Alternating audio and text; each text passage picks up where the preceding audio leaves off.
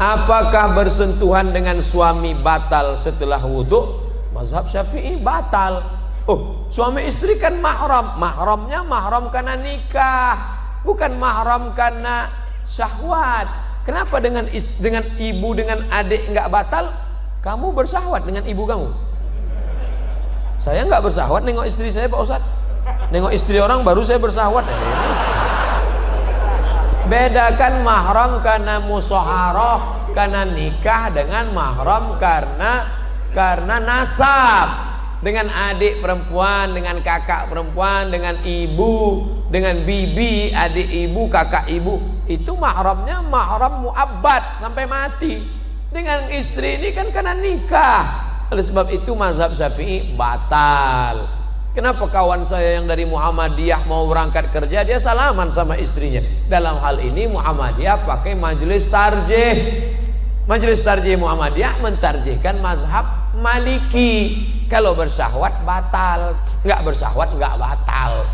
Dan cara wudhunya Muhammadiyah pakai cara Maliki, yang airnya bukan seperti cara Syafi'i. Cara Syafi'i yang dipakai NU, Perti, Al-Wasliyah, ambil air. Habis itu ambil air lagi untuk telinga. Nah, itu kalau Maliki enggak, itu yang dipakai Muhammadiyah. Semua rambutnya basah satu kali nyambung ke telinga. Basah.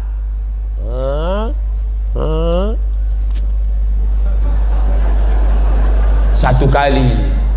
Cara wuduknya cara wuduk Maliki, batalnya juga cara batal Maliki. Itu yang dipakai Muhammadiyah. Saya tetap pakai mazhab Syafi'i, tapi saya enggak menyalahkan kawan saya yang pakai mazhab Maliki. Apakah hukum menahan angin saat sholat? Hukum nahan kentutnya itu makruh, sholatnya sah. Hukum nahannya itu makruh, sholatnya tetap sah.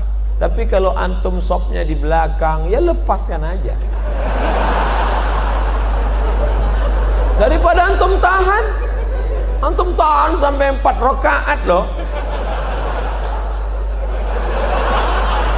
Orang salam, assalamualaikum warahmatullah, assalamualaikum warahmatullah, astagfirullah, astagfirullah. Ente enggak? Alhamdulillah.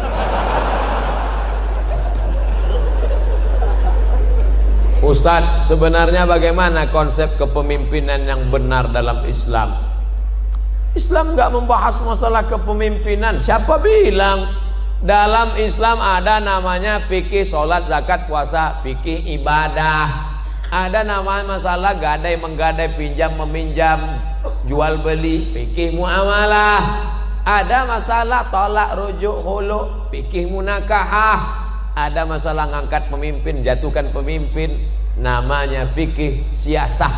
Kalau Syekh Qardawi menyebutnya min fiqhid daulah. Kalau Ibnu Taimiyah menyebutnya as-siyasah asy-syar'iyyah.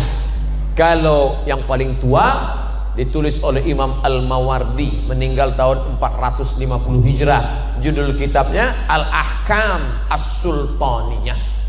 Sudah diterjemahkan ke bahasa Indonesia. Judul aslinya Al-Ahkam As-Sultaniyah, hukum-hukum mengangkat pemimpin. Syaratnya 2. Innallaha ya'murukum an tu'addul amanat, amanah. Wa idza hakamtum bainan nasi an tahkumu bil adl. Amanah, adil. Kalau dia amanah, dia adil, baru masuk ayat berikutnya. Atiullah wa atiur rasul wa ulil amri minkum. Kenapa atiu cuma 2? Atiullah, atiu rasul, atiu ketiga enggak ada. Apa maknanya? Kamu taat pemimpin selama pemimpin itu taat kepada Allah dan Rasul. Begitu kaitannya. Pak Ustadz mau bertanya tentang reunian. Sekarang ini kan lagi banyaknya acara reuni. Gimana hukumnya bila reuni tidak bawa istri? CLBK, cinta lama bersemi kembali. Setelah 20 tahun gak ketemu, begitu ketemuan, dulu aku pernah naksir sama kamu loh. Masa sih? Dulu kita kan gak berani ya. Iya, nomor berapa? Suami gak ikut, istri jalan sendiri.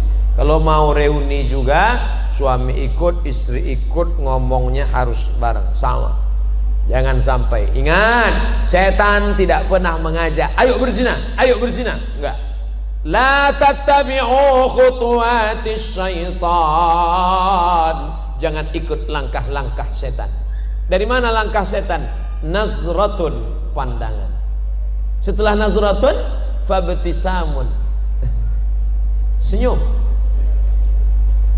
Setelah senyum, fasalamun, hai. Setelah salam, fakalamun. Sudah berapa anaknya? Suaminya kok enggak ikut. Setelah salam, fakalam. Setelah itu, famau'idun, janjian. Ini enggak enaknya orang ramai. Besok kira-kira bisa makan siang enggak? No free lunch, tak ada makan siang yang gratis. Bisa lihat foto suami kamu? Udah ada di FB, Mas. Lihat, masih gantengan aku ya. Terjadilah apa yang terjadi. Famau'idun faliqa'un, perjanjian dan pertemuan. Ingat, dulu ada kenakalan remaja, sekarang kenakalan orang tua. Buat grup di WA, tukar menukar cerita, lebih asik ngobrol dengan suami orang. Akhirnya tepok jidat, gak ada angin, gak ada hujan. Aduh, astagfirullah. Kenapa, Mas? Ingat mantan. Assalamualaikum Pak Ustadz, mohon doanya Pak Ustadz, tanggal 10 Desember nanti saya ingin menikah. Alhamdulillah. Barakallahu lakum wa baraka alaikum wa jama'i bainakum bi khair. Maka mohon saran Ustadz bagaimana menjadi pemimpin keluarga yang baik menurut syariat Islam.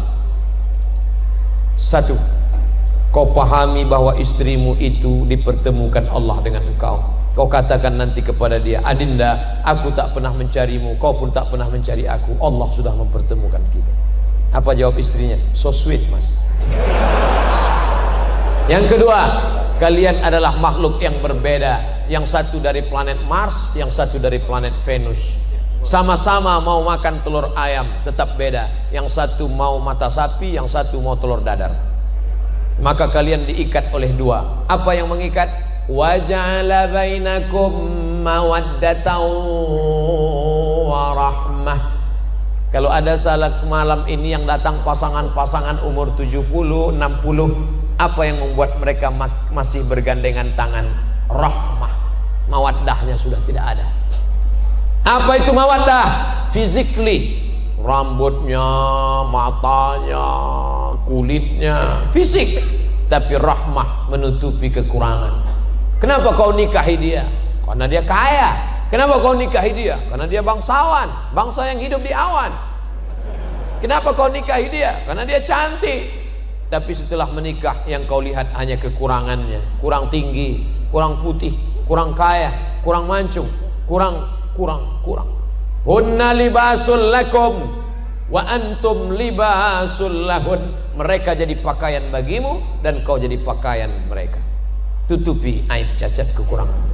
Kenapa Ustadz Somad malam ini pede ceramah? Karena ada pakaian. Pakaiannya luar biasa, ittihad Islamic Center.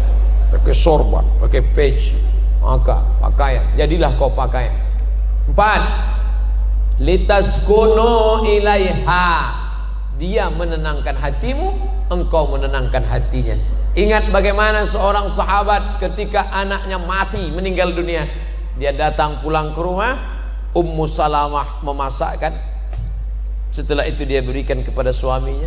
Setelah Abu Salamah kenyang makan, barulah Ummu Salamah cerita, Mas, ada yang mau ku sampaikan. Apa ceritanya Adinda? Anak kita mati. Biarkan dia makan, dia tenang. Ini belum apa-apa. Mas, kenapa mati lampu?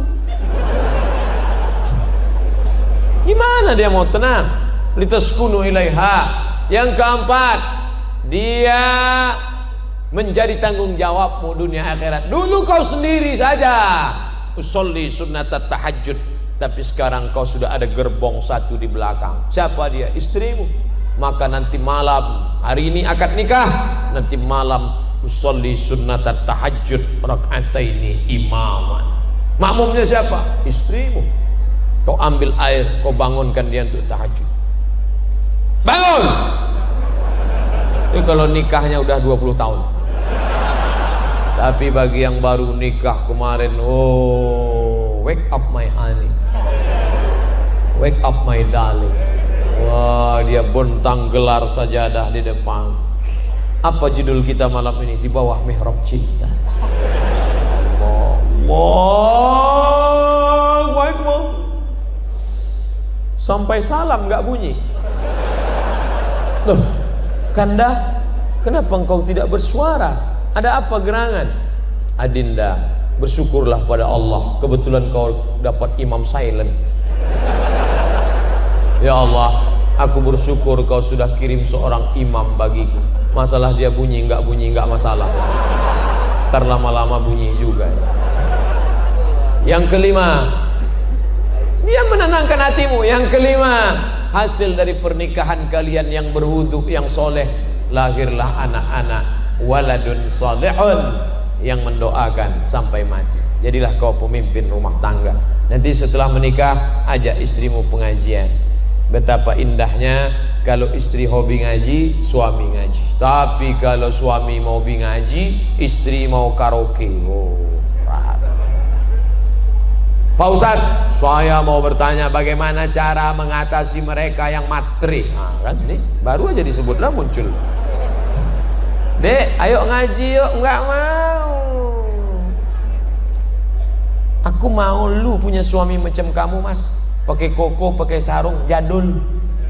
Ini matre. Gimana mengatasi istri yang matre, sering-sering bawa ziarah kubur? Kalau perlu 3 kali sehari, pagi ziarah, siang ziarah, malam ziarah. Biar ingat mati. Nada dering panggil dia tuh jangan sholatullah, salamullah, jangan lagi. Jangan lagu sholawat lagi apa? Jadi dia ingat mati aja. Bagaimana cara mengatasi mertua yang matre? Oh, patut anaknya matre, mertuanya matre. Pak, Bapak, besok kita buat arisan keluarga ya Pak. Kita ada pengajian ya. Ya. Siapa ustadznya? Kita undang Ustadz Dery Sulaiman. Judulnya apa? Orang kaya mati. Ceritakan. Jangan kamu yang menasehati mertuamu. Jangan pulang dari sini, bapak mertua, ibu mertua, duduk sini. Assalamualaikum warahmatullahi wabarakatuh. Kullu nafsin dha'iqatul maut. Semua yang bernyawa pasti akan mati. Nggak masuk. Lidahnya lidah orang lain, tapi pesannya lewat mulut kamu. Ustadz Dery, ya, bisa datang ke tempat kami hari Ahad nanti. Kita buat tablik akbar pengajian, bukan cuma keluarga, ramai lingkungan. Oke, judulnya mati. Oke, insya Allah kita bahas mati. Insya Allah setelah buat pengajian nanti, dibantu dengan doa tahajud malam, orang mertua antum berhenti matre dan dia akan manggil antum sini.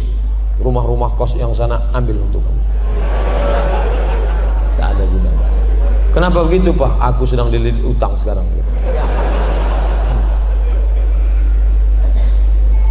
Assalamualaikum Pak Ustadz. Waalaikumsalam warahmatullahi wabarakatuh. Apakah saya boleh pergi bersama teman perempuan keluarga tanpa keluar negeri? Apa boleh saya pergi bersama teman perempuan keluar negeri tanpa mahram? Tidak. La yakhluwanna rajulun ma'amra'atin illa ma'azi mahramin. Tidak boleh pergi kecuali dengan mahram, tapi atas izin suami. Ya, suamimu izin, dia tertekan. Mas, aku mau keluar negeri, ini acara kantor, izinnya? Iya. Suaminya ikatan laki takut bini. Bolehkah perempuan bekerja? Kata Syekh Atiyah Saqar dalam Fatwa Al-Azhar, boleh. Syaratnya, yang pertama izin suami, yang kedua tidak bercampur aduk laki-laki perempuan, tak ada khalwat, yang keempat tak meninggalkan kewajiban. Nih, berapa banyak perempuan sekarang lebih lama dengan laki orang daripada laki dia sendiri. Jam 7 berangkat dari rumah, 8, 9, 10, 11, 12 dengan laki orang, makan siang dengan laki orang juga, habis itu sekantor lagi jam 1, jam 2, jam 3, jam 4 dengan laki orang, pulang sampai rumah masih dengan laki orang juga main WhatsApp. Dengan suaminya hanya store wajah. Ketika mau berangkat ke kantor, wajahnya cuak, mau ketemu laki orang, di rumahnya macam genderuwo. Tapi kalau perjalanan itu murni kerja, aman, ramai-ramai, jauh daripada fitnah, oke. Ustadz, bagaimana menyikapi pemimpin yang teramat zalim? Doa. Tidak ada kekuatan melebihi doa. Doa silahul mu'min. Saya selalu dalam majlis saya sampaikan doa. Nanti di akhir majlis kita doa. La tusallit alaina man la yakhafuka wa la yarhamuna. Jangan kau berikan kuasa kepada orang yang tak takut kepadamu dan tak sayang kepada kami. Fidel Castro tidak mengenal Tuhan. Dia tak takut sama Tuhan, tapi dia masih sayang sama masyarakat Kolombia. Che Guevara, dia tak takut sama Tuhan, dia komunis, tapi dia masih sayang. Ini ada orang sama Tuhan tak takut, sama rakyat tak sayang. Komplitlah penderitaan. Maka orang-orang seperti ini didoakan kepada Allah, la tusallit alaina man la yakhafuka wa la yarhamuna. Bagaimana menyikapi ulama-ulama yang sekuler? Ulama-ulama yang sekuler akan dilawan oleh ulama-ulama yang fid dunya hasanah wa fil akhirati hasanah. Di Indonesia, di dunia masih banyak ulama-ulama yang tidak hanya membagi Islam hanya 3, lahir akikah, nikah walimah, mati takziah. Ekonomi tak diurus, politik tak diurus, Islam hanya sekedar pelipur lara. Islam tidak mengurus masalah dunia. Islam ini sekuler, dari sekulum. Agama hanya untuk seremonial saja. Hari raya, ketupat, maaf lahir batin, akikah, selesai. Masya Allah, sekarang lahir ulama-ulama di dunia ini tetap ada. Dunia ini kan panggung sandiwara yang isinya tak lebih daripada 5. Ada penguasa yang zalim, Fir'aun. Ada orang kaya yang zalim, Qarun. Ada orang cerdas tapi ilmunya untuk Fir'aun, Haman. Allah sandingkan 2 ini. Inna Fir'auna wa Haman. Ada ulama jahat, Bal'am. Ada orang soleh tapi tertindas, Musa alaihissalam. Hari berganti, musim berubah, pentas bubar, tapi isi dunia itu juga. Bagaimana cara membangkitkan ekonomi umat? Kami deklarasi di BKB hari Sabtu malam Ahad kemarin di Palembang, tablik akbar, hijrah, bangkitkan ekonomi umat. Pertama, orang-orang kaya, dokter-dokter spesialis yang punya banyak uang waktu itu kumpul buat minimarket, buat retail, buat toko, bantu umat Islam punya. Nah, jadi, jangan ceramah aja, belanja tempat orang Islam, belanja tempat orang Islam. Di mana tempatnya Pak Ustaz? Aku nggak tahu tempatnya di mana. Harus ada tempatnya. Nih masjid, di samping masjid ada tanah kosong, buat tempat belanja grosir, belanja beras, belanja gula, belanja mie instan, belanja barang umat Islam. Belanja di tempat orang Islam. Karena orang Islam akan bayar zakat, dia akan sodakoh, akan infak. Ini mesti ada terus gerakan-gerakan. Padahal di legenda jamaah sudah memiliki koperasi syariah, mendirikan minimarket Kitamat, tapi animo belanja umat masih rendah, belanja ke lain hati. Padahal belanja Kitamat, kenapa tidak belanja? Lembaganya sudah ada. Kalau tidak ada yang tak sesuai, duduk bersama. Jangan sholatnya islami, puasanya islami, umrohnya islami, ekonominya kafiri. Tak betul. Gerakan belanja. Ini kalau belanja di tempat orang non muslim, wow, jor-joran, kasih terus duit Islam. Tapi kalau belanja sama orang Islam, nawarnya minta ampun. Ikannya berapa, Bu? 10.000. 5.000 aja ya. Memangnya ente masuk surga gara-gara 5.000 tuh? Memangnya ente kaya gara-gara 5.000 itu? Tapi kalau sama orang lain 50.000 dia tak terasa. Saya mau bertanya, lebih baik nikah dulu baru mapan atau mapan dulu baru nikah? Iyakunu fuqara, kalau dia miskin, yughnihimullah, Allah akan mengkayakan dia. In ja'akum, kalau datang laki-laki ke rumah kamu, hai para bapak-bapak yang punya anak gadis, kalau datang laki-laki kepada kamu ingin meminang anakmu, adikmu, Tardawna dinahu, akhlaknya baik, agamanya baik, wa khuluquhu fazawwijuhu, nikahkan dia. Ingat, kalau mahar tinggi, zina murah. Mahar dibuat melambung, maka zina akan murah. Anak-anak muda, siapkan karton, turunkan harga mahar, turunkan harga mahar. Betapa banyak orang-orang yang dulu menikah susah, Allah bukakan pintu rezeki. Saya diundang pengajian konglomerat, orang kaya berat. Ustaz, kata istrinya, waktu kami baru pertama nikah dulu, setiap bertamu ke rumah orang tutup pintu. Kenapa? Karena dia tahu kami mau pinjam beras. Sekarang lihatlah, hebat, megah, mewah. Oleh sebab itu maka orang tua bantu ini anak-anak muda, jangan sampai mereka berzina. Saya mau anak saya punya kepribadian dulu Pak Ustadz, mobil pribadi, rumah pribadi, ruko pribadi. Bagaimana cara kita bisa mendapatkan ilmu dengan ikhlas? Ngaji ke guru yang sesuai dengan ilmu dan amal. Ada kiai-kiai kita datang ke Ustadz. Di sini di Bogor ada majelis Tafakuh Fiddin Syekh Nuruddin Marbu Al-Banjari Al-Makki. Semua sanad-sanad kitab mazhab Syafi'iyah ada kepalanya. Murid langsung dari Syekh Muhammad Yasin bin Isa Al-Fadani. Saya pergi ketemu Syekh Ali Jum'ah. Syekh ajiz nih, kasih saya ijazah Syekh.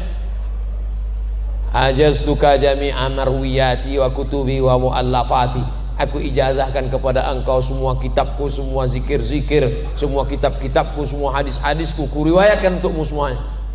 Dikasihnya kitab ijazah. Saya tengok dari mana Syekh Ali Jum'ah ngambil ijazah. Ali Jum'ah dari Syekh Muhammad Yasin bin Isa Al-Fadani, salah satu gurunya, banyak guru-gurunya yang lain.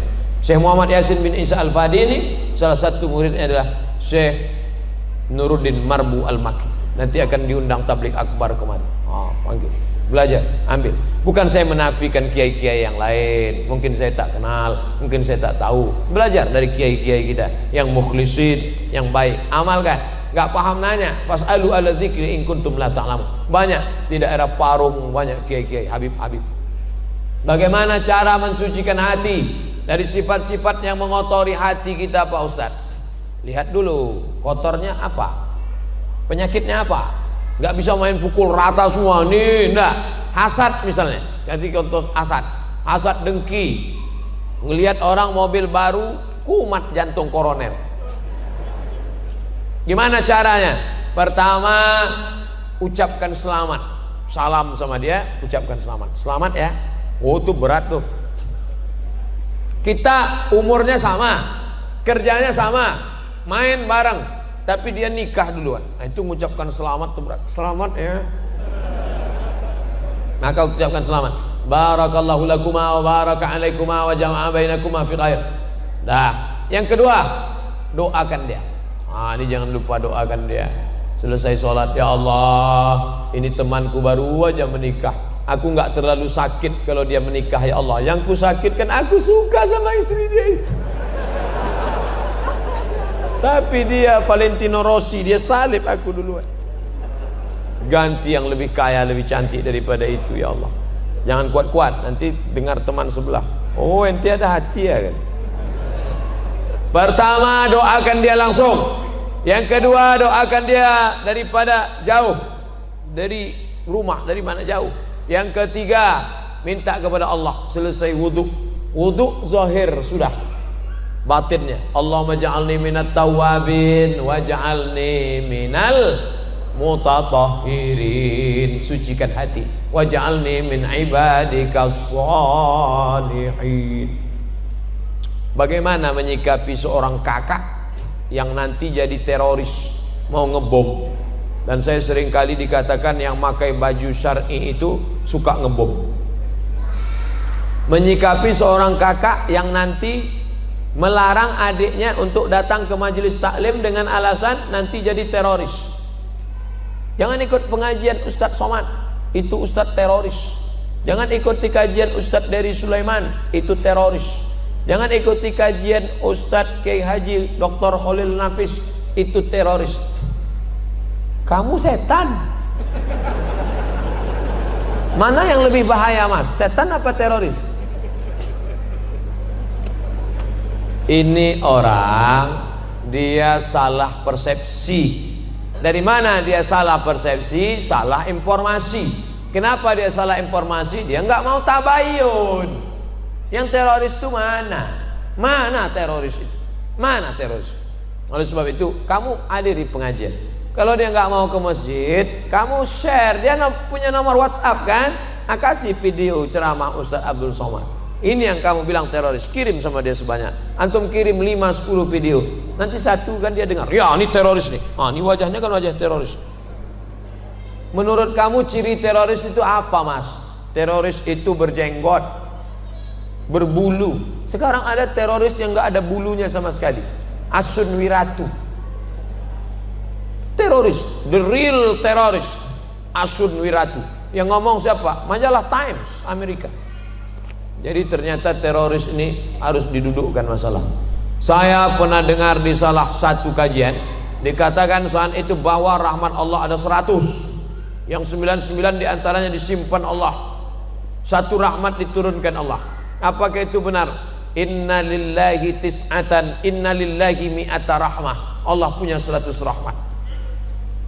Lalu diturunkannya satu. Yang satu rahmat itulah rebut-rebutan antara kita dengan gajah.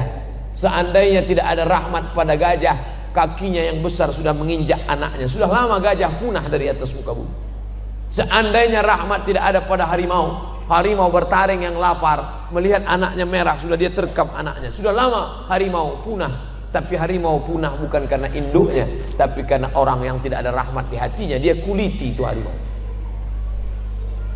Tidak ada sampai hari ini babi memakan anaknya, walaupun babi itu brutal, haram. Tak ada.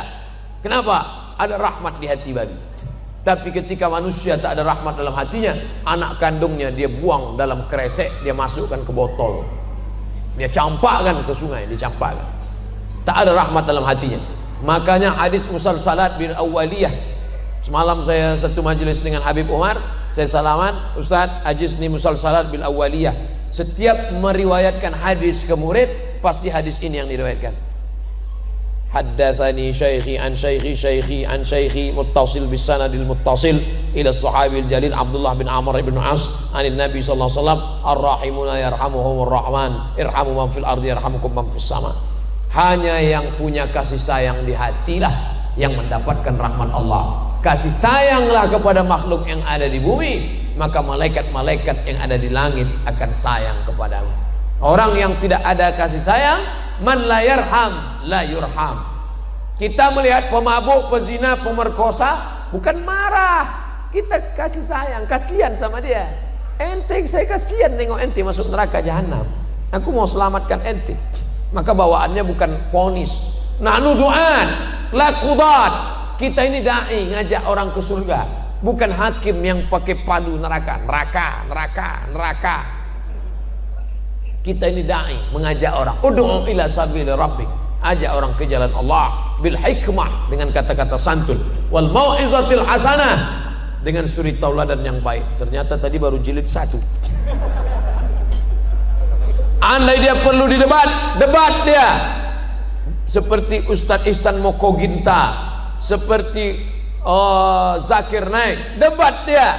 Billati hiya ahsan, dengan cara yang santun. Bagaimana hukumnya menikahi keponakan dari jalur ayah? Saya laki-laki, adik saya laki-laki, adik saya perempuan, adik saya laki-laki punya anak perempuan, saya nikahi dia, nggak boleh, karena dia ponakan saya.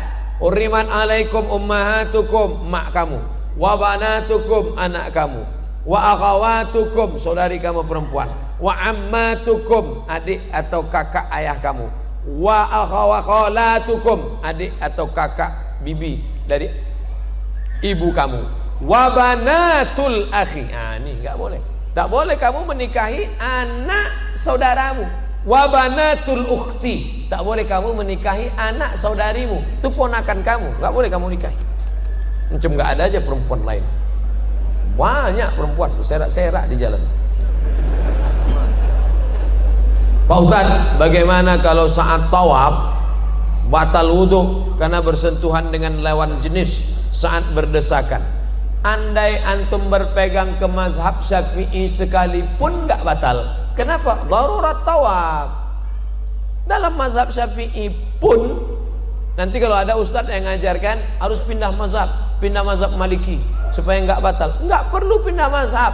Walaupun pindah mazhab itu khawatirnya nanti main-main mazhab ini jatuhnya tatabbu' rukhas. Tetap mazhab Syafi'i karena darurat tawaf tetap tidak membatalkan. Jaga, tutup pakai kain semua, kain ihramnya tutup semua, kaki tetap nginjak. Orang-orang India yang nggak pakai kaos kaki, darurat tawaf. Apa hukum jadi sales mobil yang makan uang dari keuntungan menawarkan mobil secara kredit kepada konsumen? Ada pekerjaan langsung, ada pekerjaan tak langsung. La'anallahu akilar riba, yang makan riba, wa mukilahu, orang yang diberi makan atau yang mewakilkan transaksi, wa katibahu, yang jadi pegawai penulis administrasinya, wa syahidaihi, yang jadi dua saksinya, kulluhum sawa. Yang ngajak-ngajak ke riba ikut jadi riba, dia ngajak ke riba, ayo riba, ayo riba. Naha Rasulullah an thamanil kalbi, Rasul melarang jual beli anjing. Wa mahril baghi, hasil prostitusi, PSK. Wa hulwanil kahin, upah dukun. Dukun kena juga, termasuk majalah-majalah, koran-koran iklan dukun. Bentuknya macam ustadz casing, isinya dukun, penasehat spiritual, hantu. Solusinya apa Pak Ustadz? Apa harus kita keluar? Cari rezeki yang halal. Allahumma aghnina bihalalika an haramik, cukupkan kami dengan yang halal sehingga kami tak terjebak pada yang haram. Apakah bentuk larangan kata jangan dalam Quran memiliki arti yang sama seperti jangan kamu makan babi? Apakah sama dengan janganlah kamu bersedih? Ini dibahas dalam ilmu usul fikih. La ta'kulur riba, jangan kamu makan riba, dengan ayat la tadkhulu buyutan ghaira buyutikum hatta tasta'nisu wa tusallimu ala ahliya. Sama ndak la di sini tufidul haram dengan di sini tufidul karahah? Maka di situ dibahas dengan ilmu namanya usul fikih. An-nahyu lit tahrim atau lil karahah, al-amru lil wujub atau lin nadab. Nah, itu dibahas dalam ilmu namanya usul fikih, 2 SKS. 16 tatap muka, potong mid semester, potong tatap muka pertama, potong tatap muka terakhir, libur hujan 2 hari, banjir 2 hari. Baca, jangan lagi harapkan di lokal. Ngaji, minta sama Kiai Haji Dr. Khalil Nafis, kami mau ngaji daurah usul fikih 3 hari, dari pagi sampai siang sampai sore, usul fikih kaji, minta ngaji sama Kiai. Pak Kiai datang ke pondok-pondok minta ngaji usul fikih, halal, haram, makruh, mubah, itu produknya. Mesin yang memproduk itu apa? Usul fikih. Kitab usul fikih yang paling tua ditulis oleh Imam Muhammad bin Idris Asy-Syafi'i, nama kitabnya Ar-Risalah. Yang menulisnya muridnya namanya Rabi Al-Muradi. Rabi, ta'al, sini Rabi, tolong tulis risalah. Rabi pun mengambil pena, dia tulis risalah 300 halaman tanpa laptop. Seperti apa beda tingkatan keimanan? Apa boleh menafsirkan Quran sendiri tanpa bimbingan guru? Man qala fil Quran bi ra'yih, siapa yang berani menafsirkan Quran dengan pendapatnya sendiri, faqad akhta'a, maka dia sudah terkeliru.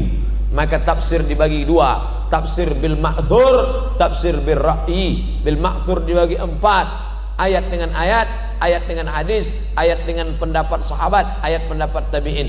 Bil ma'thur terbagi 2, bil ghairil ma'thur terbagi 2, bil ra'yil mahmud, bil ra'yil mazmum. Maka yang mahmud terpuji boleh, yang mazmum tercela, maka mesti berguru. Man la syaikha lahu fasyaitanu syaikhuhu, Siapa yang tak berguru, setan gurunya. Hadisnya sahih, tapi pemahamannya sakim karena dia tak berguru. Seperti apa beda tingkatan iman jamaah biasa dengan ulama zaman seperti antum? Ana bukan ulama, ana ustad. Kan sudah dibilang tadi ustad. Seberapa jauh lagi beda keimanan dengan imam 4 mazhab. Al-iman yazid wa yanqus. Iman itu bertambah dan berkurang. Maka kalau mau dibandingkan iman, seandainya ditimbang iman Abu Bakar dengan iman umat ini, tak bisa setengahnya, kata Nabi SAW. Yazid bertambah, ngumpul dengan orang baik, bersama orang baik. Yazid di tempat yang baik.